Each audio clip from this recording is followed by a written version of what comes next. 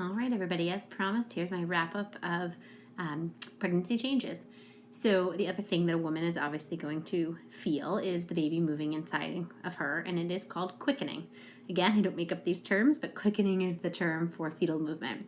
A prima gravida is somebody having her baby for the first time, and so she usually feels movement around 20 weeks. And then a multigravida, so somebody who's been pregnant at least once before and carried a baby to term, is going to feel it about 2 weeks sooner at 18 weeks. Why is that? She's just more attuned to what that feels like. Now, here's the question. Her partner or spouse says, why can't I feel it at 18 weeks? Well, the woman is feeling internally. The partner would have to feel through adipose tissue, through muscle, and it's not possible at 18 weeks. So typically a partner can start to feel externally, say 25 weeks and beyond, definitely by 28 weeks. But, a woman should feel movement by these points listed on the slide herself. The other term that I'm not making up, but I'll throw it out there right now, is something called lightning. Lightning, I think I talked about when we talked about birth, is right before a woman goes into labor. The baby sort of engages into the pelvis. It's not a sign of labor, but it's sort of, again, like the mucus plug coming out, just early signs. So lightning is that head starting to engage in the pelvis, and the woman all of a sudden will feel like she can breathe when lightning happens because the baby has dropped down and her lungs have more room. All right, so prenatal care and antenatal care, it's the same term, used interchangeably, but ideally we see women for a preconception visit for all the reasons we've talked about in class thus far.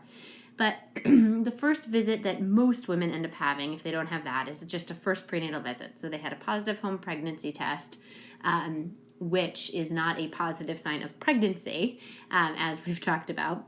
But they have a positive test at home and they come in to confirm it, to make sure it is actually a positive intrauterine pregnancy. So they come in to do that, and aside from documenting that it is an intrauterine pregnancy, we want to do a couple of things. We really want to get at their history, so their past medical history. We talked about the woman who is diabetic today, but how about the woman who's hypertensive? Her blood pressures are going to affect blood flow to her placenta once it's fully up and functional. We want to know about her past pregnancy history. If we have a patient who's had a preterm birth, we're going to be monitoring her. We're going to be checking that cervix. What if she's never been pregnant, but she says she's had a LEEP procedure on her cervix? We want to monitor her cervix as well. Was she diabetic in the past? Did she have preeclampsia? You want to know her G's and P's. Find out the story behind everything. Genetics goes in here. Obviously, her vitals and a full physical exam. She will come in for care every month until she hits the third trimester, which is 28 weeks. Once she hits that 28-week mark and she's in the third trimester, we start seeing people every 2 weeks. And then in the last month of pregnancy until they deliver, we see them every week. And the whole reason for that is preeclampsia, if it's going to come on, which is a complication of pregnancy. I have a whole class and case studies on. It's likely to affect somebody at that end part of pregnancy. So every prenatal visit, a woman's going to get her urine dipped to check for protein, and increased protein, or protein in general in a urine of a pregnant woman, is indicative that preeclampsia is happening. The other vital that's huge is her blood pressure. So really we do weekly visits to rule out preeclampsia at the end of pregnancy. And so you've got your trimesters down here, right? You want to think of the first trimester as your 1 to 12 weeks, and then your second as 13 up to 28, and then your final is really 28 up to 42, because we can safely go 2 weeks beyond, which we'll talk about. So a woman will also get a host of blood work. We talked about the genetic issues today, but she's also going to get blood work and some cultures done at her first visit. So CBC, right, just to check to make sure she's not infected, to see where things are that way. We also look at her platelets. And then an H&H to look at that, is she physiologically anemic, or has she met our marker of going below 11 and 33 and needs treatment. Blood type, RH factor, all hugely important, as we've talked about as well. VDRL or RPR is the same test. It just depends on your lab. That looks for syphilis. The next is hepatitis. We want to make sure that a woman doesn't have a hepatitis infection. And then we do an HIV test. I want you to make a big mark here that we do 2 HIV tests in pregnancy. And I want somebody to please remind me when we're in class after the undergrads leave, next week to share with you my case of why this is so important to do 2 HIV tests. I will come back to that, but please remind me. The UA is a urine analysis. We want to rule out that there's not bacteria in her urine. If she's due for a pap smear, we'll do a pap smear.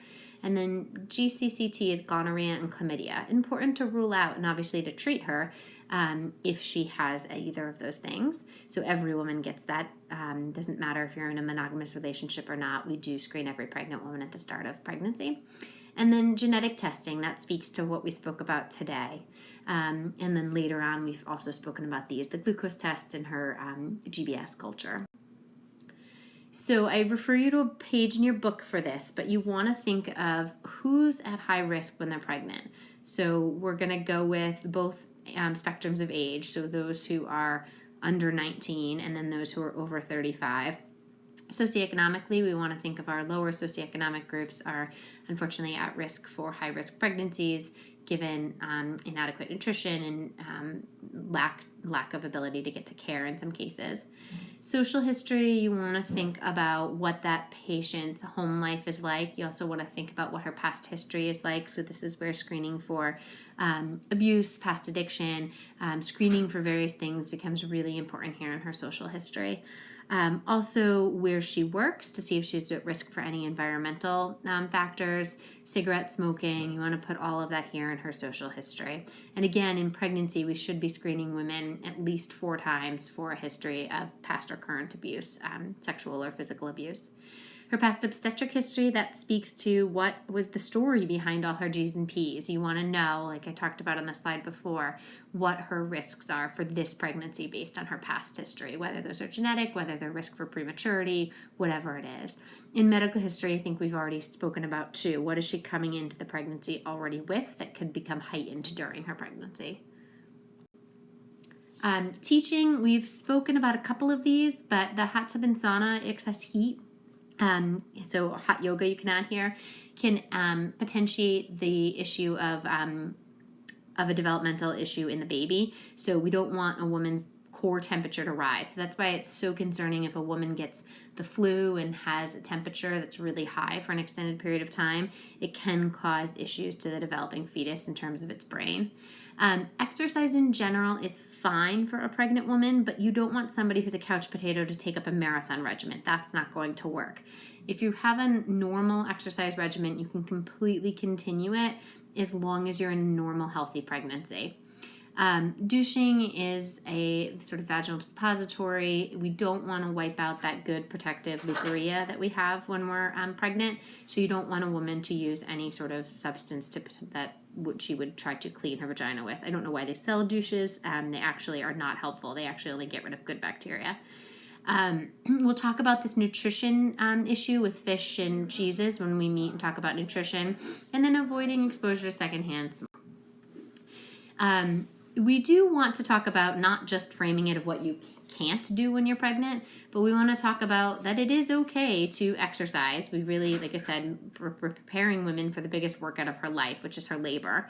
So you want to think about her maintaining whatever level of exercise she was doing. Swimming is the best just because it's easy on her joints, but if she doesn't have access to a pool, walking, anything she's doing that moving her body is going to be helpful. But swimming is just really gentle on the body and helps a woman to feel weightless. I've never felt better than when I'm in the pool and hugely pregnant with my kids. The other thing you want to teach women is that it is okay for them to have intercourse in the absence of these things listed below. So their water hasn't broken, they're not in preterm labor, and placenta previa is the placenta being over the cervix. That would cause bleeding if there was penetration from intercourse. So as long as she doesn't have those things, which most women don't, you want to let her know that it's okay to have intercourse. You can prepare her that sometimes she gets a little quarter-size, $50 amount of spotting afterwards, just because the cervix is more vascular during her pregnancy. I tell patients that so that they don't freak out and then not have intercourse for the rest of their pregnancy. That's a normal finding after sex to have a little spotting or bleeding. But again, totally fine. This is what a pregnant woman should be able to know she can do during her pregnancy. And then common discomforts, I think we spoke about in class today, and progesterones being our large cause for these. But we can do a lot of comfort measures. So for the constipation, fluids, walking, Colace is fine. Back pain, she can do heat or cold, whatever feels good. If she goes to a chiropractor that knows, how to care for a pregnant woman, that's fine as well. And then, maintaining hydration. The danger signs in pregnancy that any pregnant woman should call the office for would be heavy bleeding like a period or water leaking from her vagina. The next 4 things you can just put a bracket around and say these are the symptoms of preeclampsia, and we're going to come back to them. And then the last 2, if a woman's seizing or has fever or vomiting, we want to hear from her as well. And then I will pick up with any questions as well. I would say I look like the second lady right now. All right, guys. Bye.